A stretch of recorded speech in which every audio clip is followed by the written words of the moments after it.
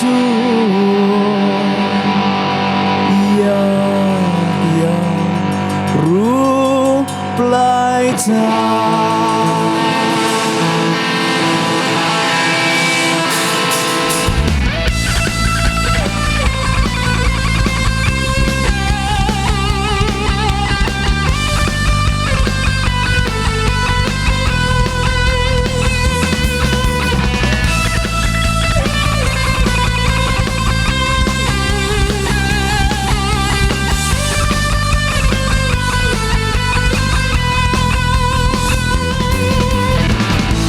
ใต้สายฝนยอมเปียกฝนอยู่ใต้แสนร้อนยอมแผนเผา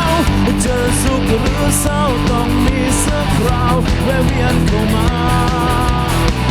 เกิดมาเป็นคนยอมมีฟังเดิมชีวิตนี้ไม่จีรัน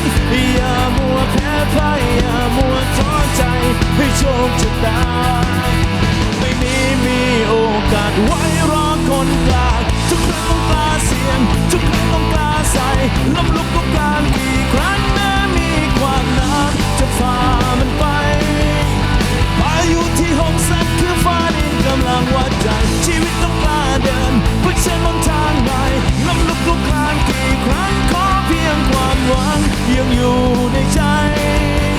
ดูกันนี้ถึงวันสุดท้าย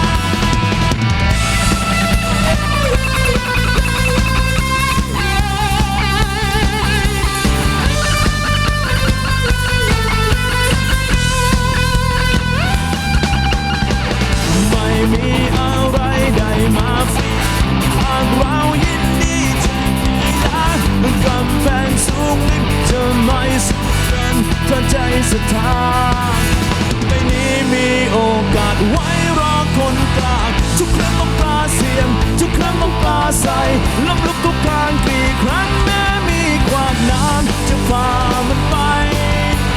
พายุที่หกสักคือฟ้าดินกำลังวัดใจชีวิตต้องกล้าเดินเพื่อเชิญหนทางใหม่